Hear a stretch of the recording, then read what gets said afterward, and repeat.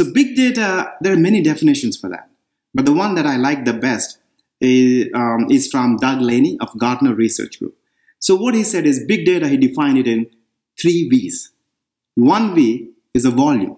The amount of data that is being generated in the world is enormous. As an example, what they say is 90% of the data that we have in the world today is generated just in the last 2 years. So that is the amount of data that we're generating, right? And typically they measure the data in petabytes, zettabytes, and currently they say it's exceeded 40 zettabytes of data that we cannot imagine. So that's one dimension, okay? And the second one is the velocity. The second V is the velocity.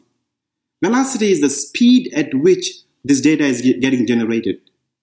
As an example, every minute, there are 600 or more websites getting created every minute. And there are probably 200 million emails are getting sent out every minute across the world.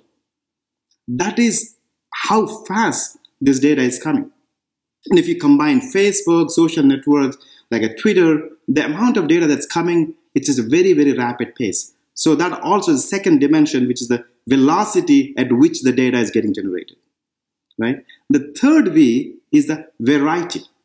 Variety, in the old days, the data used to be just structured format. Something that you could take, put it in a relational database, like a name, description, and it's called a structured data. But nowadays, the data that's getting generated is called unstructured. That means it can come in text, it can come in a video, it can come in an image, it can come in an audio file. So the data can now come in any different varieties.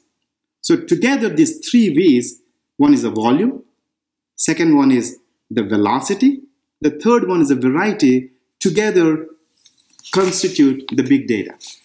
And now, of course, people have added more other V's like a veracity, that means the truth.